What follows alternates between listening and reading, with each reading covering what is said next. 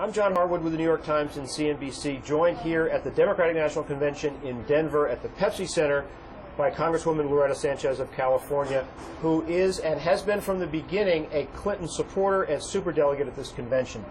Congresswoman Sanchez, let me ask you about a couple of constituencies of Hillary Clinton's that Barack Obama needs. One is Latino voters, the other is women voters. How well has he done so far in healing the wounds of the primary and getting those constituencies on his side? The polls seem to suggest he's doing very well with Hispanics.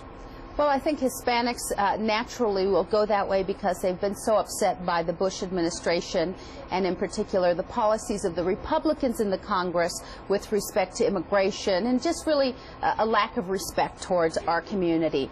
But, you know, John McCain is from Arizona. He could pull some of that Latino vote because he knows how to talk to Latinos. So I still believe that Barack really needs to work on the Latino vote. In addition to that, of course, women are still a little dissatisfied in a sense because I believe that Barack hasn't made his case to them. And so this convention really becomes about talking to those disaffected voters at this point. What is your assessment of the extent of tensions between Obama and Clinton, both at the level of the candidates, the principals themselves and their top aides, their operations, and also at the grassroots in terms of their delegates and their supporters? Well, I think what you're going to see coming out of this convention is that these are political people. The people here at the convention, the delegates, whether they're superdelegates or the delegates elected through the process through the states, are Democrats, will be voting the Democratic ticket. But I think how that translates and how these people work out to bring in the vote for Barack Obama becomes an important issue for him in this convention. That's why the convention becomes so important for him. And I think on a personal level, both Barack and Hillary are professionals. They understand they really need each other in order to get the Democrat into the White House. So I think that's been okay. I think maybe the problem may have been and continues to be in somewhat by some of the campaign people or the people around them. And we tend to see that a lot in politics. You know, when the two principals are talking to each other, they understand what they need to get done. When there are layers between and staff are talking to staff, sometimes they mess up the process. Some people have said that the reconciliation between those two camps should have been further along than it is at this stage as we enter the convention. Whose fault is that? Well, I think I know if you talk to Clinton supporters that they'll say, look, she needs to get her debt paid down. This happens every time. People help each other.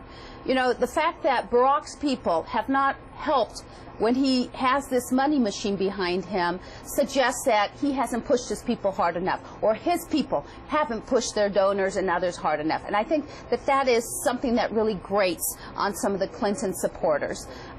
You know, from Hillary's standpoint, I think she's gone to her supporters. She's asked her donors to support Barack.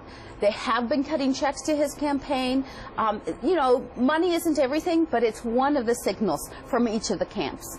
Now, as you know, Hillary Clinton's name is going to be placed in nomination. You've indicated you're still supporting her. Hillary Clinton said a couple of weeks ago that her supporters need a catharsis to have her recognized for her campaign and what it represented.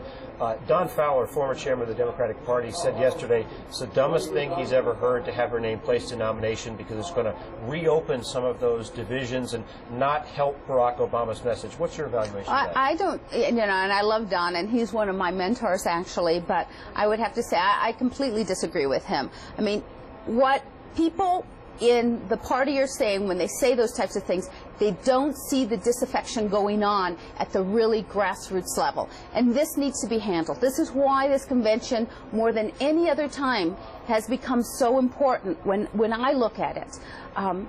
Putting Hillary's name up, and she'll be speaking tonight on the anniversary of women's suffrage. This is a very important issue for women.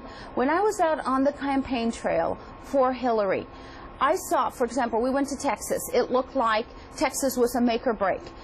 From out of nowhere came all these women on their own funds coming into town saying, what can I do, from all over the states, so angry at the way the press had treated Hillary, at the way the party seemed to say we prefer a man still over a female. This is a very important issue to acknowledge that women are important, because without women there is no Democratic Party. We've seen in the past that divisions within a party can be very harmful in the fall. Everybody remembers Carter and Kennedy in 1980. How concerned are you as a Democrat who wants to win in November that the chill, the tensions, whatever you want to call it, between these two camps is going to be a big problem in an election that now looks closer than many Democrats thought it was going to look about a month ago? Yeah, I really still believe that it's Barack Obama's to lose. I mean, but the fact of the matter is he should be way ahead, given what the other party has put up and the history of the last 8 years from the Republicans. The fact that everybody across the nation is pretty angry at Bush and what the Republicans did while they controlled the Congress. So why aren't we further ahead? Why are we neck and neck at this point in some of those polls? And I think the issue is that Barack Obama and his people need to realize all the Democrats have to come together and we all have to go out and work for him. But he has to make the ask, and his people have not done that effectively. Congresswoman, thanks so much for joining us. Thank you. I'm John Harwood, Chief Washington Correspondent for CNBC.